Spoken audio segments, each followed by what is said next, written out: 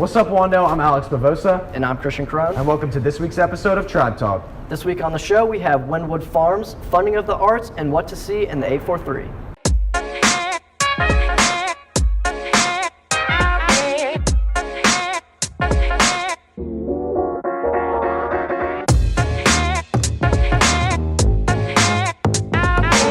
Wynwood Farms is an orphanage located in Allendale for boys who have had a troubled and unfortunate past. The orphanage serves as a place where they can grow and develop and become great young men. Finn Carlin has the story.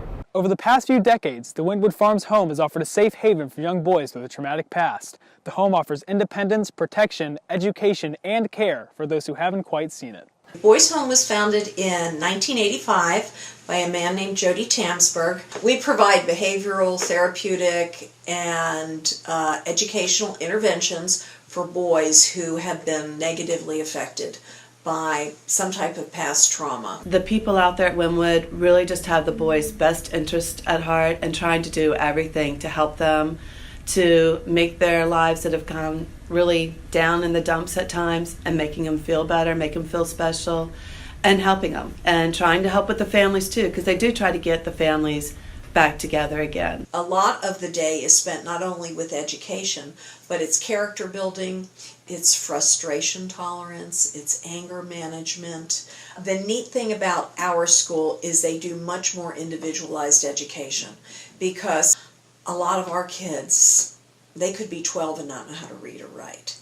We also sat down with two young boys, Tyrese and Skylar, who have experienced staying at Wynwood Farms. For their personal safety, we have been asked to conceal their faces. I changed a lot because first when I got here, I was good when I got here, just they helped me because before I was gonna go here, I was like acting out and acting a fool.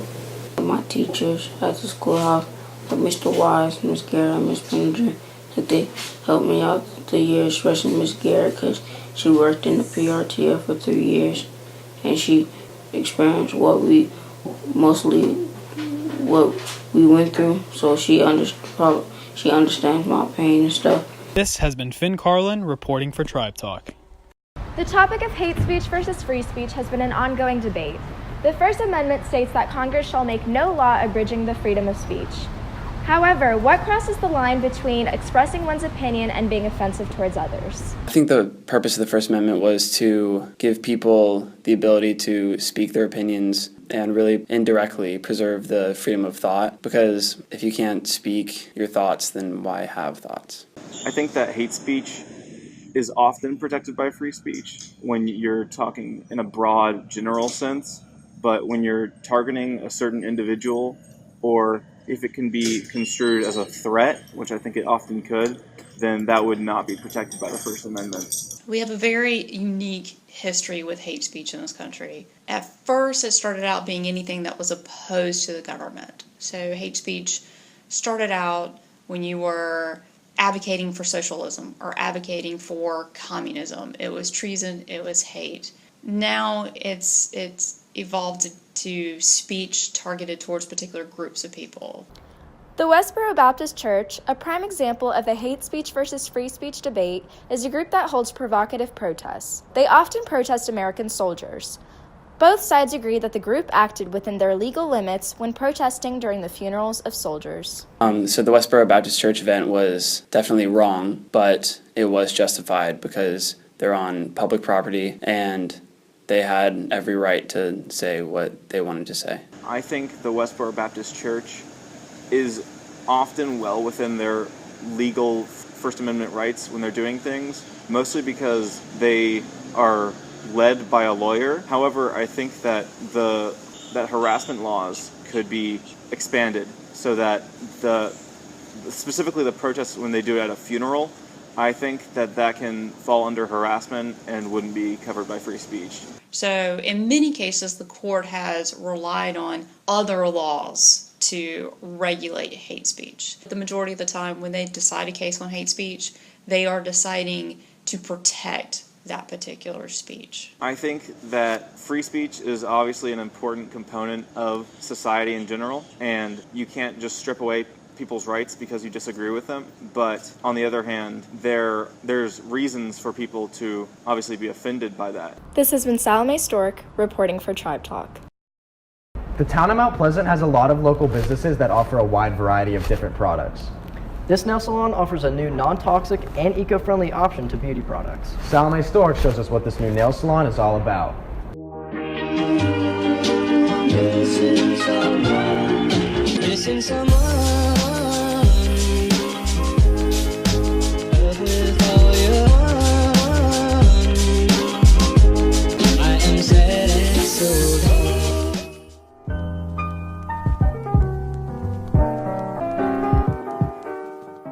Milk Bar is a nail salon known for its fume and carcinogen-free environment by using high-end and non-toxic products.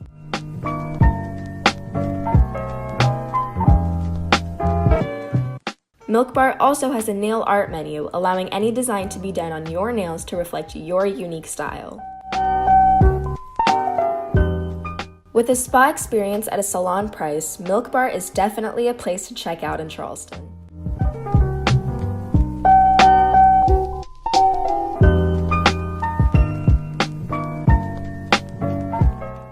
This has been Salome Stork reporting for Tribe Talk.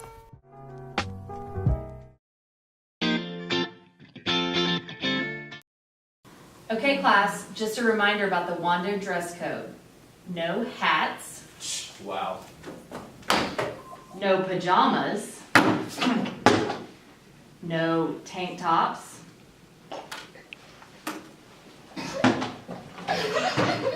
No short shorts. And no crop tops. Are you serious? Thank you.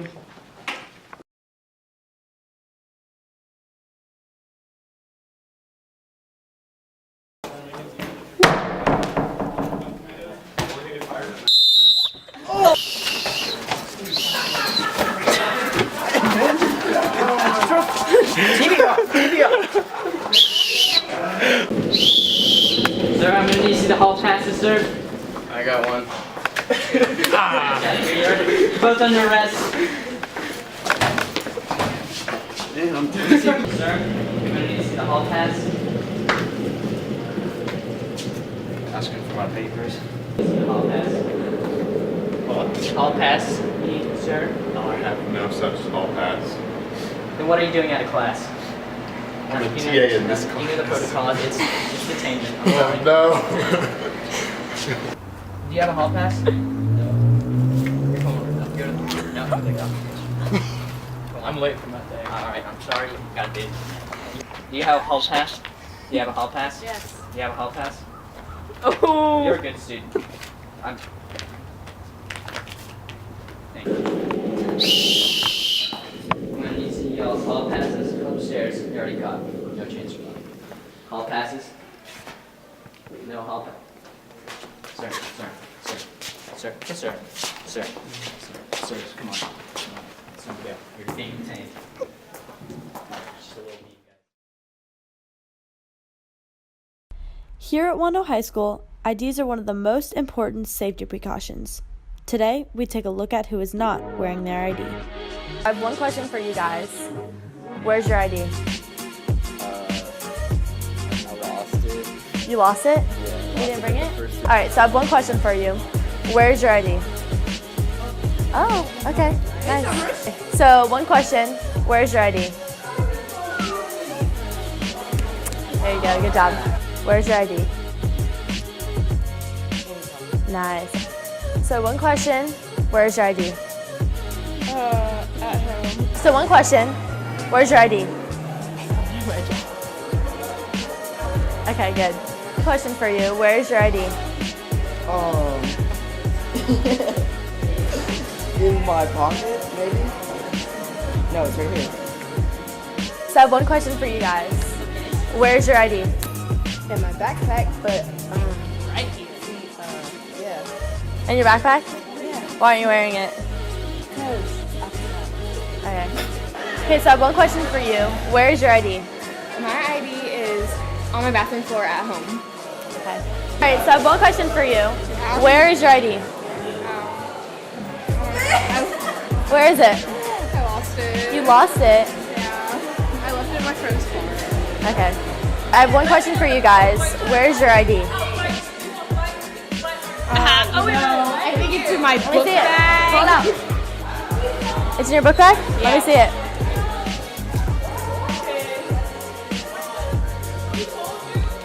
Nice. Good. Okay. Awesome. Okay, so I have one question for you. Where's your ID? In my book bag? In your book bag? Yeah. Are you, I see it. I see it. Okay. You're good. Okay, so I have one question for you guys. Where's your ID?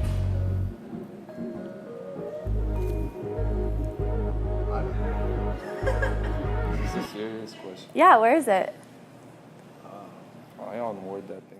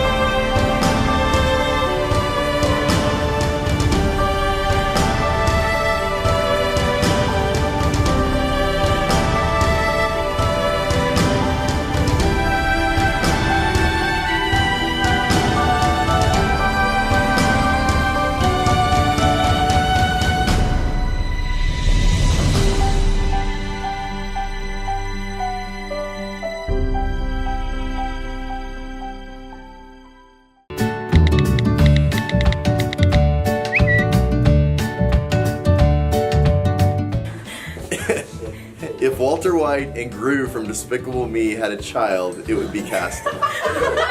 Hashtag Baldy, hashtag legend, hashtag cue ball, hashtag we love you, hashtag K. Icon. Miss Davidson, the first time I saw you, I thought you were a freshman. That's not a surprise. Hughes, it's only a matter of time before that restraining order comes in. Caston used to hunt ghosts, but he'll never get that scare back. And by the way things are looking, he ain't never gonna get that hair back.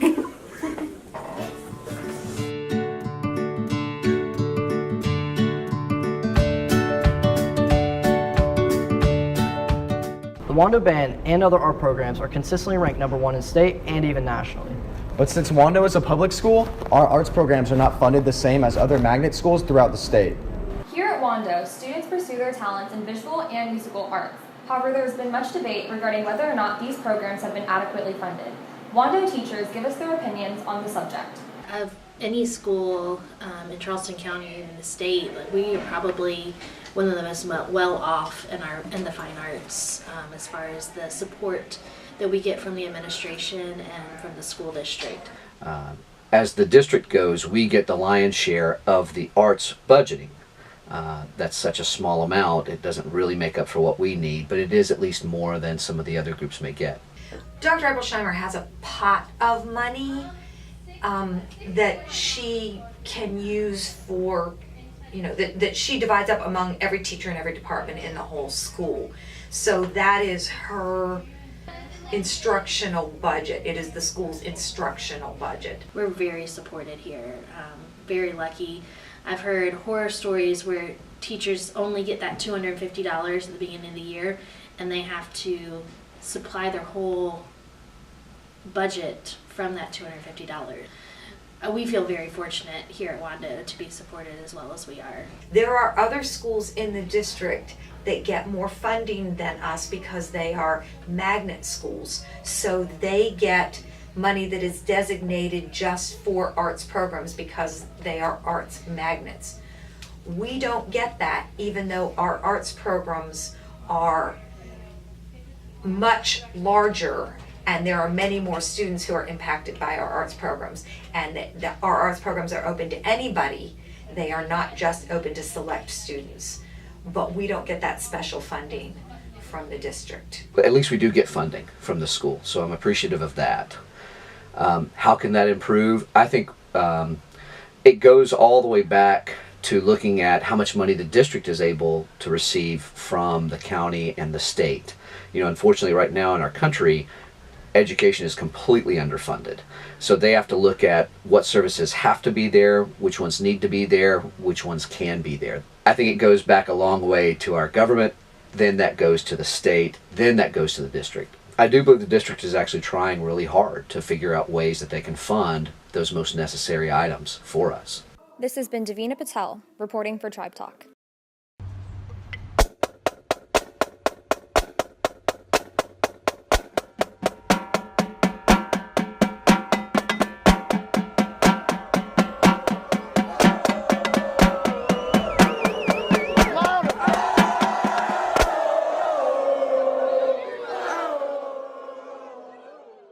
To get the ball rolling, my first question would just be, what sort of got you into the education system? Like, what drove you to become a principal? I was in business for a while I was in college and finishing up, and then I had majored in English, and I thought I was going into law.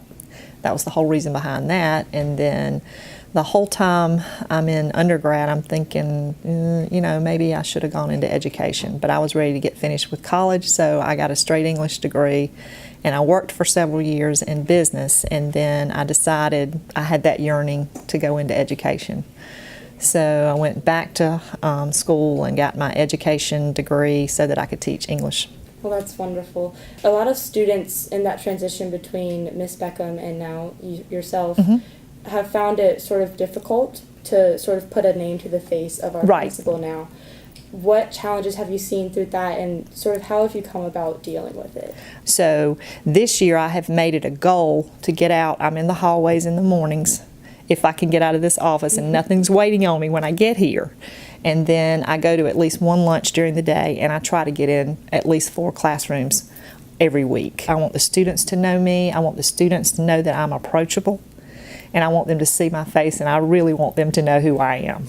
Alrighty, well, I think that's exactly what we're accomplishing here. So how often do you deal with students on a one-on-one basis? I talk to kids every day, and I talk to students who, I can get an email from a student. I got an email from a student that said, I really need to see you today. Is that possible? When I get an email like that from a student, I don't know whether the student's in danger. I'm going to get right on that. So yes, I speak to students. And one thing that we have to remember, and I think everybody at Wando does, is we put kids first. No matter what's important to me or that I need to get done that day, the most important thing are the students and what's best for them. Awesome. Thank you for that as well. Sort of last but not least, is there anything that you'd like to say to the students that sort of give them a little slice of who you are? Well, I'm your principal, and I'm the one that cares, and when the day is done, the buck stops here. And I really want the students to know who I am and know that I am approachable, and I want to see my students. Okay. Well, thank you very much. I think that we can definitely accomplish that with this. Okie doke. Thank you. Thank you. Hi, I'm Connor Griffin, and welcome into this very special edition of Wando Sports Talk. But before we begin, I would just like to say that this will be my last episode hosting the Sports Talk segment, this moment right here, because I've decided to step down from my position and hand it off to Ellie Grace Goodwin and Kellen Noonan. They will do a phenomenal job. They've got a great team behind them with Pete Jonas, Paige Charling, Anna Sawyer, and Jack Carson. They will all continue to do a phenomenal job. But as for me, this is the right move. While it's been great talking sports with you the past year and great bringing you the news in general for the past 2 years, this is what's best for me for a number of reasons. I just can't thank you enough for the support that you guys have given me. I now officially pass the torch on to Ellie Grace and Kellen. And for the last time, this has been Connor Griffin. Go Warriors. Wando. Here, excellence is standard. For us, sports are more than just a hobby. They are our passion and our purpose. We are driven by the success of those before us. Because here, championships are expected, and winning is in our blood. We are Wando, and we are Warriors.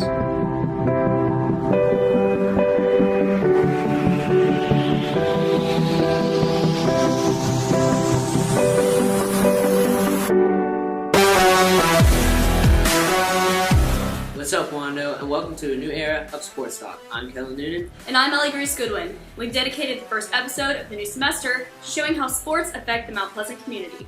Starting at a young age, kids train through the rec department and through travel teams to prepare for high school sports. Here's our take on their journey.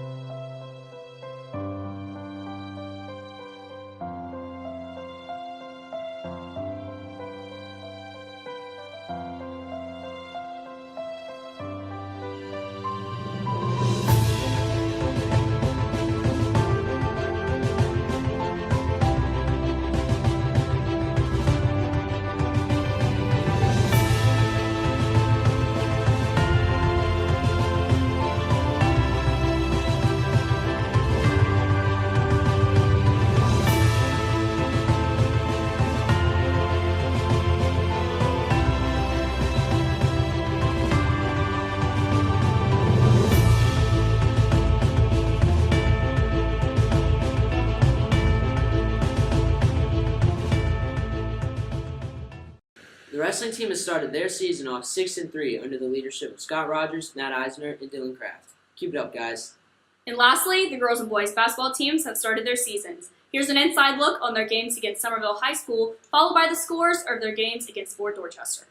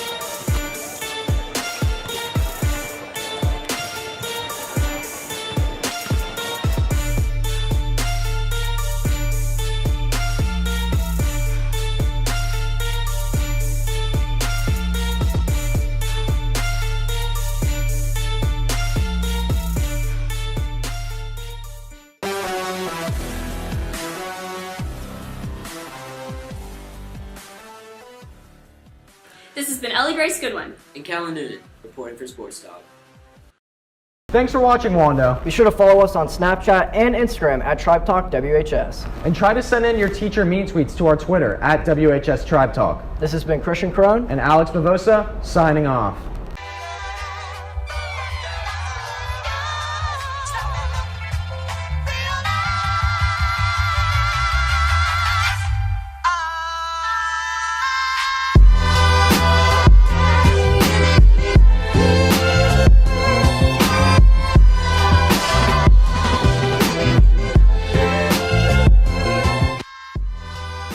Taking pictures of people is kind of a way of channeling my emotions. I like to see how people feel and put them behind the camera and see how they interact with it and how they can like change them, their whole demeanor.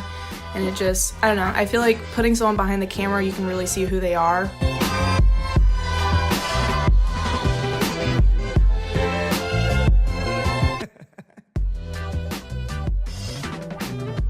It makes me become a better person, and I don't know, I feel more comfortable with the camera with me. I become more of myself than anything, so.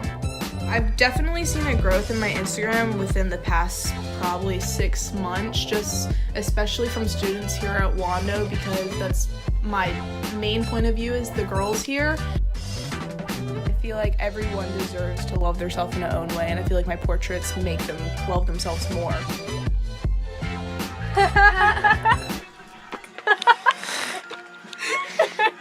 Stop!